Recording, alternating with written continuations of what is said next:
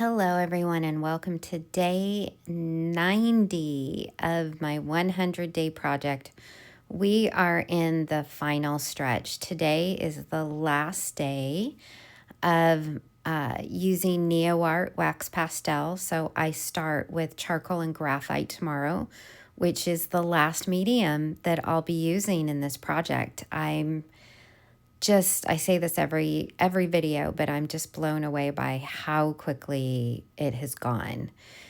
So today I'm using another piece of the Canson Mi Tientes Velvet paper that I used yesterday. So this is another from that larger sheet. And I wanted to go a little bit slower today. I know the speed of the video isn't slower, but I wanted to take my time a little bit and just be really present with these materials and just enjoy how they feel in my hand, enjoy how they feel on the paper, enjoy how they layer. I added in a few extra reference lines to keep my features a little bit more proportionate today. And again, just slowing down and being a little bit more intentional.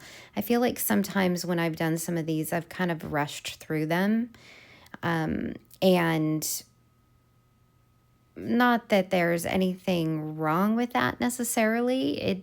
The goal again isn't to create these masterpieces and finished work. It's to show up every day. So sometimes that looks different from day to day. So today, again, my intention was really to just be present and enjoy the process. And so I went with colors that I just picked intuitively. My eye went down to an orange, so that's what I picked. It went down to a blue first, which is what I sketched with. So it was like, okay, we're doing a warm, cool situation. Kind of purpley orange contrast, which I really like, and just kind of went from there. And I was listening to some music when I first started drawing and sketching this out that was kind of sad, and so there was a little bit of that soulfulness, I think, in the figure that wanted to come out. So I was not trying to play it up per se, but it was just something that was kind of there. I don't know. I'm not being very clear. But anyway, that's kind of what was going on at the beginning.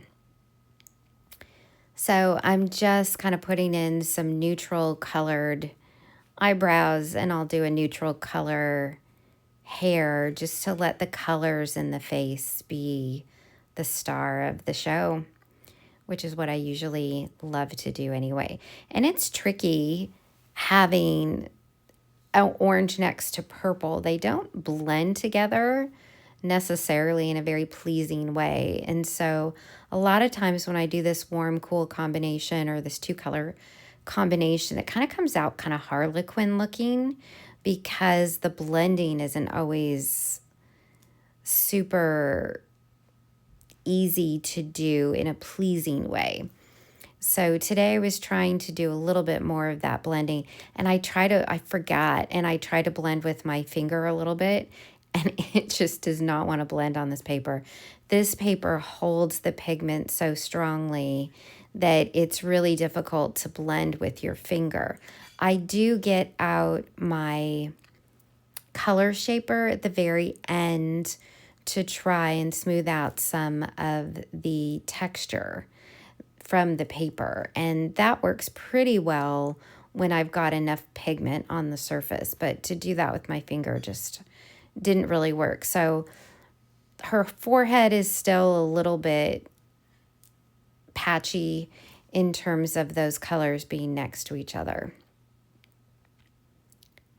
But I'm just adding in some deeper shadows here and thinking about, which colors I really like and what I want to play with. I'm doing my best to try and keep the features on parallel lines So the eyebrow is parallel to the top of the eye, which is parallel to the bottom of the eye, nose, cheeks, etc., which I usually don't really focus on that much on these pieces. When I'm working on a larger finished piece of work, or a work that I'm intending to show, let's say, I will do a much better job at checking for those things, but I haven't really been doing that with these pieces. So on this one, again, I was a little bit more intentional with it. And I do think at the end, proportion wise, she's probably one of the most proportionate ones that I've done. And there are a few where I've gone back and looked at my thumbnails on some of these and I'm like, whoa, that girl is way off. And I've gone back and I've fixed some of them. When I go through and do a summary, I plan to do some summaries for you and for myself, just process a lot of this. I'll point out the ones where I've made some adjustments.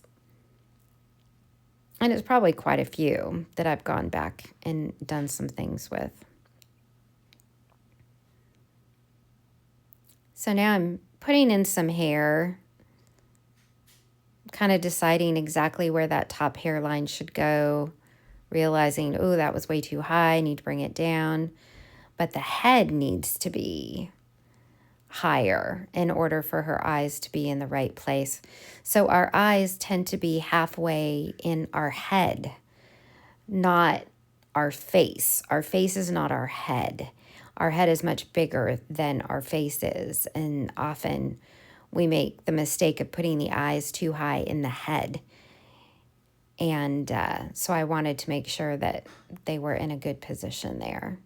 So her hair went up higher. And I gave her a bun because, you know, why not? Getting in some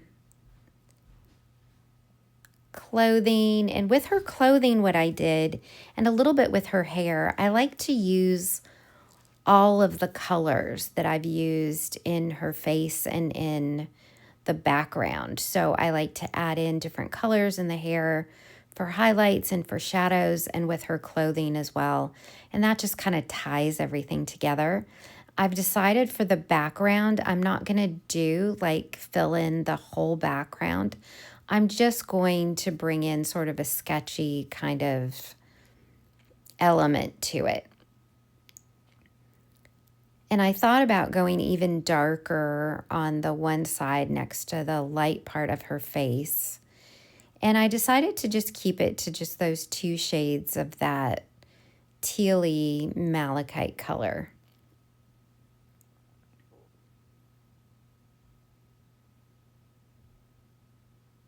And again, just kind of getting in some extra little details, adjusting some darks. After I stopped filming, I went back in and I added a little bit of color into her face, a little bit of that background teal color in her cheeks and in some of the shadows on the light side of her face, just to harmonize things. And I popped a little bit of red into some of the shadows and in her clothing, and again, just to try and bring things together. So I've used my color shaper to smooth out some of the open parts of the texture. Try and smooth it out where I can. And there we go, our last day of Neoart wax pastels. I have to say I've really enjoyed them. I do think I like oil pastel a little bit more, but the interesting thing about wax pastel, you could use them as a final layer and you don't have to put it under glass. With oil pastel, you would need to fix it, and there's a fixative you can use so that you wouldn't have to put it under glass. But with these wax pastels, it's kind of cool. And the other thing that I think I'll do more of with them is resist with watercolor. So I didn't do any of that in this series because I wanted to keep it to just the one medium, but that's definitely a way that I think I want to use these going forward. Thank you so much for joining me. I hope you're doing well. Take care of you, and I'll see you in the next one. Thanks. Bye.